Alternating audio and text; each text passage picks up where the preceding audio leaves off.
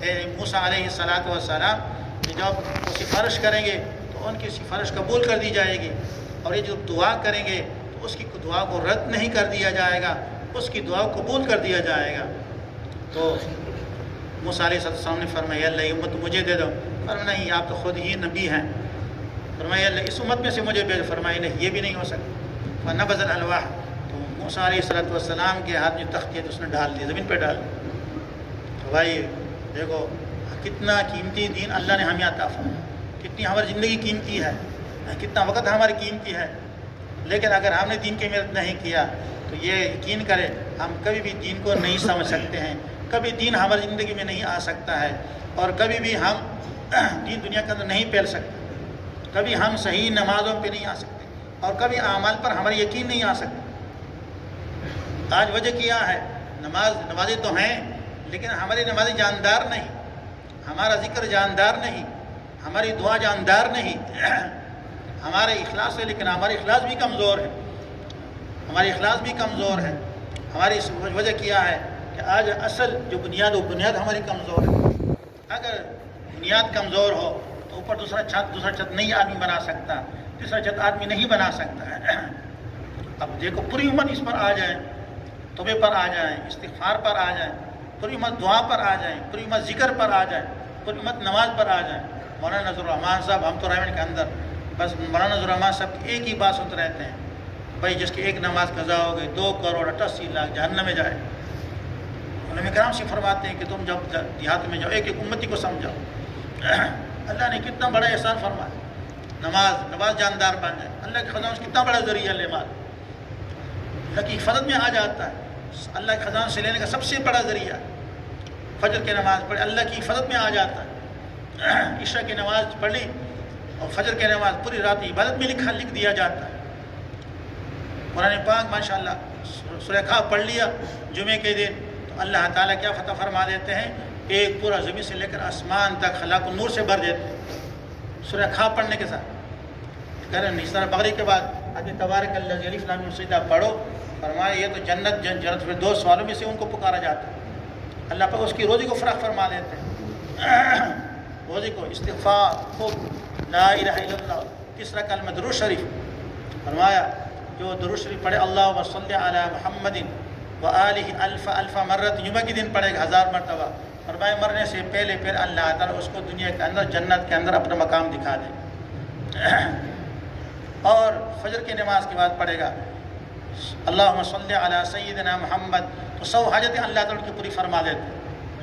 عبد الوہاب صاحب رحمۃ اللہ علیہ فرمایا کرتے ہیں یہ درود شریف 500 مرتبہ پڑھا کرو، صلی اللہ علی سیدنا محمد وآلہ وسلم، فرمایا کبھی بھی دنیا میں کسی کا بھی محتاج نہیں ہوگا اللہ کے سوا، اللہ تعالیٰ ساتھ ہو جاتے ہیں، استغفار پر اللہ پاک ساتھ ہو جاتے ہیں، تیسرے کلمے پر اللہ پاک ساتھ ہو جاتے ہیں۔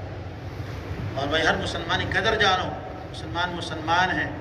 فرمایا ایک صحابی نے پوچھا اے اللہ کے رسول سب سے بڑھیا عمل کیا، سب سے بڑھیا خیر الاعمال، سب بہترین عمل کیا ہے؟ فرمایا سب سے بہترین عمل یہ ہے جس سے دوسرے لوگوں کو آدمی نفع پہنچائے، خیر و انفعہم للناس، جو لوگ دوسرے لوگوں کو نفع پہنچائے۔ فرمایا بہترین عمل کیا ہے؟ فرمایا بہترین عمل یہ کہ تو مسلمان کو خوشی پہنچا دے، مسلمان کو خوشی پہنچا۔ فرمایا سب سے بہترین عمل ہے۔ فرمایا جو کسی مسلمان پر پردہ ڈال دیتا ہے اللہ تعالیٰ قیامت کے دن اس کے گناہوں پر پردہ ڈال دے گا۔ غصہ، کسی مسلمان پر غصہ کیا اور غصے کو برداشت کر دیا، فرمایا اللہ تعالیٰ اس کے دل کو اس سے نور سے بھر دیتے ہیں، رجا سے بھر دیتے ہیں۔ مسلمان کی قدر کرو، مسلمان سے محبت کرو اللہ کے واسطے، کلمے کی وجہ سے مسلمان سے مدد، مسلمان سے محبت کرو، اور بھائی ہر وقت اللہ سے اخلاص مانگتے رہو۔ فرمایا اللہ پاک تمہاری شکلوں کو نہیں دیکھتے ہیں، تمہاری صورتوں کو نہیں دیکھتے ہیں، اللہ پاک تمہارے اعمال کو دیکھتے ہیں، تمہارا عمل کیا ہے۔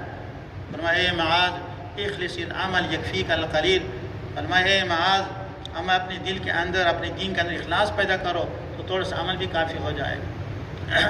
ایک دو فرماتے ہیں میں نے سورہ طٰہٰ کی تلاوت کی، پوری تلاوت کی، تو رات کو میں نے خواب میں دیکھا کہ فرشتے جو ہیں وہ سورہ طٰہٰ بھی ہاتھ میں رکھی ہوئی ہیں، ان کا ثواب بھی لکھا ہوا ہے، اس میں ایک آیت موجود نہیں ہے۔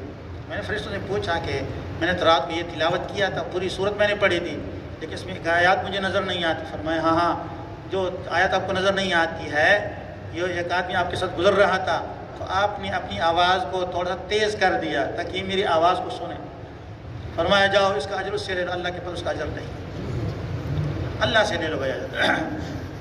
تو بھائی آپ آج سے وعدہ کر لیں، ارادہ کر لیں، بھائی سب سے بڑا جرم ہم سے یہ ہوا کہ ہم نے حضور صلی اللہ علیہ وسلم کی محنت کو اپنا محنت نہیں سمجھا۔ کر رہے ہیں لیکن ابھی تک کچھ اس درجے میں کر رہے ہیں بھائی ہمارے مسائل حل ہو جائیں، اور کیا نام ہے کچھ ثواب کے درجے میں کر رہے ہیں، ذمہ داری کے درجے میں ہم نہیں کر رہے ہیں۔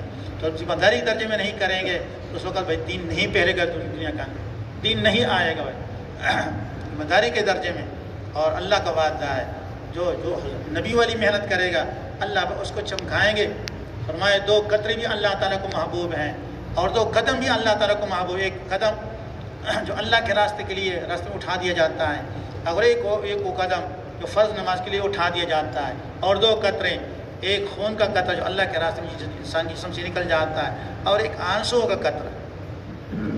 تو فرمایا ایک صبح شام اللہ کے راستے میں دنیا و معافی سے بہتر ہے۔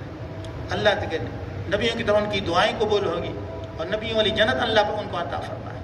تو کون کون چاہتا ہے کہ اللہ پر اس کو نبیوں والی جنت عطا فرمائے؟ بھائی اس کے لیے قربانی دینی پڑی بس۔